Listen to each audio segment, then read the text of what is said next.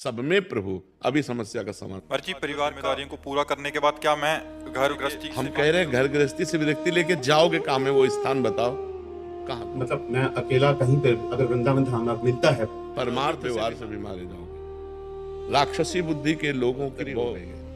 आप सोचो कि अकेले हम भ्रमण कर ले तो मार डालेंगे लोग। अगर गांव के लोग न दौड़ते तो मार डाल, और मार ही डाला। वो कौन सा पीछे था, दो पालकर मार डाला। तो आजकल बाबागिरी जानते हो बिल्कुल नहीं रह गई कि भिक्षा की झोली टांगो, कमंडल लो और गांव में चलो, सब घेर के मार डालेंगे।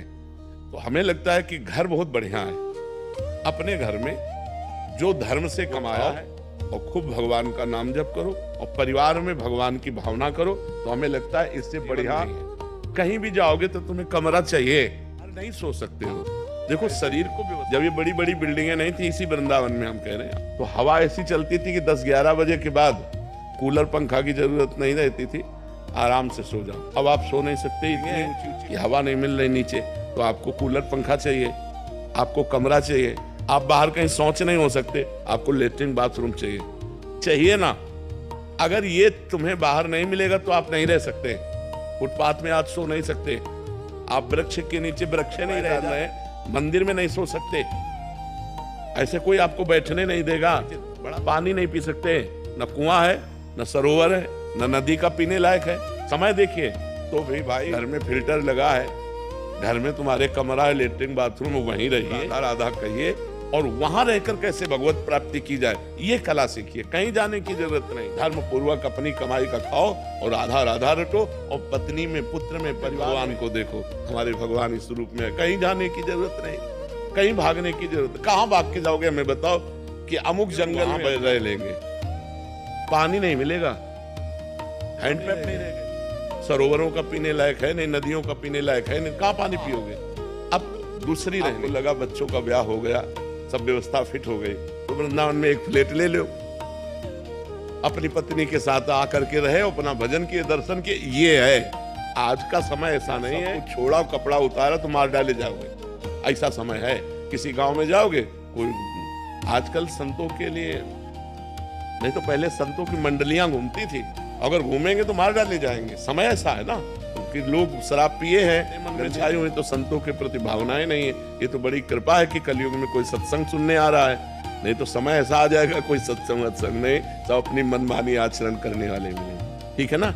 हाँ, कभी हम बहुत खोल के आपको बताए, अब समय नहीं रह गया है। ऐसा फैक्ट्रियों का गिर रहा है कि आप 2-4 दिन में आप बीमार हो जाएंगे, आप यमुना जल नहीं पी सकते। व्यवस्था से जीना पड़ेगा। तो वही भगवान ने, तुमने जीवन भर मेहनत की है तो तुम्हारी घर की व्यवस्था हुई, तो अपनी व्यवस्था में जियो ना। बढ़िया नमक रोटी, दाल रोटी जो भगवान दिए उसे खाओ, खूब डट के भजन करो, कहीं भागने की जरूरत नहीं। जरूरत हो तो एक को भूखे को पवा दो, और मेहनत करके दूसरों को खवाओ, और खूब मेहनत करके कमाओ और भजन करो। ये जीवन है। कलिकाल में ऐसा जीवन नहीं रह गया कि अब लंगोटी लगाएं और घूमे नहीं। अपनी पत्नी में, अपने पुत्र में, अपने परिवार में भगवान को देखो, उनकी भावना में अपनी भावना केवल बदल लो, सब कुछ भगवान का हो। इससे बढ़िया संन्यास नहीं है। सबसे बढ़िया संन्यास सब कुछ हो। हमें क्यों नहीं सताता कि मैं बंध गया, क्योंकि ये श्री जी का है, ये श्री जी का है। तो क्या तुम अपने घर को श्री जी का नहीं मान सकते? क्या अपने परिवार को? तो भागने की जरूरत का है। यहाँ वृंदावन है ना, तो सब जगह वृंदावन है, और यहाँ वृंदावन नहीं ना, वृंदावन में भी क्योंकि वो प्रपंच छाया हुआ है ना। बात सुधारनी यहाँ है, कहीं भाग के नहीं जाना। बात सुधारनी जहाँ सुधार लो, वहीं रहकर सुधार लो। बहुत सुंदर हम आपको बात अंदर की बता रहे हैं, सबको बता रहे, कहीं भागने की जरूरत नहीं। जहाँ हो वहीं भगवान का नाम जप करो, अपने परिवार को प्यार करो। भागना नहीं परिवार से, और प्यार करो, पर उनमें भगवान को देखकर।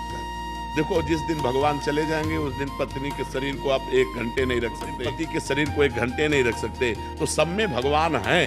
मत्ता परतरम नान्यत किंचिदस्ति धनंजय, मेरे सिवा हे धनंजय कुछ नहीं है। तो हम कह रहे हैं उन्हीं को प्यार करो ना। पत्नी को देखो, हे नाथ आप इस रूप में आए हो। पुत्र को देखो, हे भगवान इस रूप में आए हो। कहीं भागने की जरूरत नहीं है। चराचर जगत को भगवान के रूप में देख लो, सिद्ध पुरुष हो गए। और तुमने मेहनत की थी, कमाई का तुम दाल रोटी खा रहे हो, दूसरे को और भी खवाने की भावना रखते हो, और नाम जप करो। बढ़िया संत हो, बढ़िया संत। संत का मतलब होता है स्थिति, लक्षण, भावनाएं। जब विभीषण जी लंका से पधारे तो भगवान ने उनको ये कहा, तुम सारीखे संत प्रिय मोरे, धरो देह नहीं आन नहीं हो रे। तुम्हारे जैसे संतों से मेरा अवतार होता है, संतों के लिए होता है। तो विभीषण जी कोई संत वेश धारण किए थे? राजमंत्री और लंकाधिपति रावण के भाई थे। तो भगवान कहे तुम सारीखे, कि इतनी भारी विपरीत व्यवस्था में रहकर भी मेरा भजन कर लिया।